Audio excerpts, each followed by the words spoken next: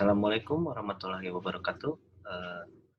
Perkenalkan, nama saya Arya Bintang dari Fakultas Ilmu Komunikasi. Hari ini saya akan mempresentasikan artikel yang berjudul Opini Seniman Terhadap RUU Permusikan. Untuk konteks penelitiannya bisa dilihat di sini. Khazanah permusikan di Indonesia digemparkan dengan adanya sikap pemerintah yang secara tiba-tiba membuat RUU Permusikan. Hal tersebut membuat geram para pelaku dan penikmat musik Indonesia karena merasa tidak ada urgensi dari DPR dan pemerintah untuk mengeluarkan RUU Permusikan ini. Draft RUU Permusikan menuai polemik lantas munculnya Koalisi Nasional Tolak RUU Permusikan yang setelah mempelajari dengan seksama draft tersebut, terdapat 50 pasal dan 54 pasal yang bermasalah. Hingga pada akhirnya RUU ini diturunkan dari prolegnas karena akar masalahnya ditemukan bahkan sejak naskah tersebut masih berbentuk naskah akademik.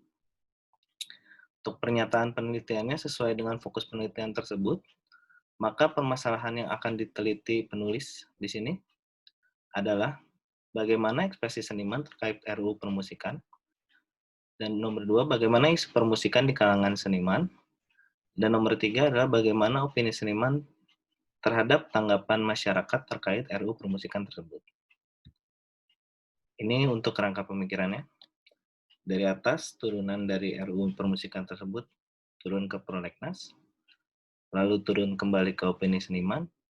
Dari opini ini terbagi menjadi 3, yaitu ekspresi, isu, kemasyarakatan. Lalu kita ke bagian kiri, dibalut oleh studi kasus untuk materi penelitiannya. Lalu yang dari kanan adalah tolak atau terima.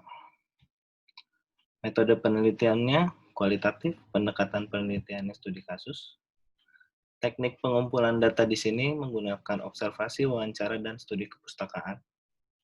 Teknik analisis datanya reduksi data, perumusan ringkasan, penyajian datanya menyajikan data yang diperoleh dalam bentuk naratif, penarikan kesimpulan verifikasi, keabsahan data, dan triangulasi data.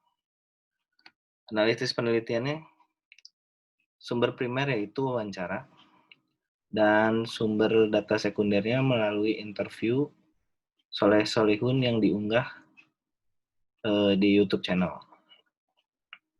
Hasil penelitiannya ini seperti yang ada di gambar. Menurut hasil penelitian dari wawancara yang dilakukan, para narasumber memberikan opini dengan mengandung nilai ekspresi di dalamnya.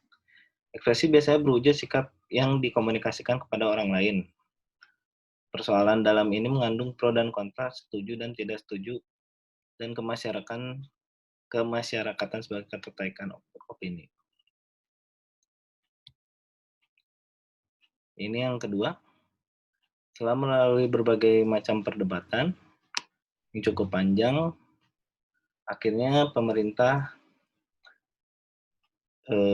atau DPR bersama para pihak terkait tersebut membuat pertemuan yang dinamakan Musyawarah Musik Nasional. Bisa dilihat dari gambarnya. Turunan dari 3 bagian ini adalah kebebasan berekspresi, sertifikasi dan uji kompetensi, sensorship budaya asing, yang pada akhirnya membuat Musyawarah Musik Nasional. Yang ketiga, langsung dibaca dari gambar saja, opini seniman terhadap masyarakat terkait RUU Permusikan. Ada penolakan yang terjadi, terus merugikan berbagai lini masyarakat, terus merugikan para penikmat musiknya tersebut.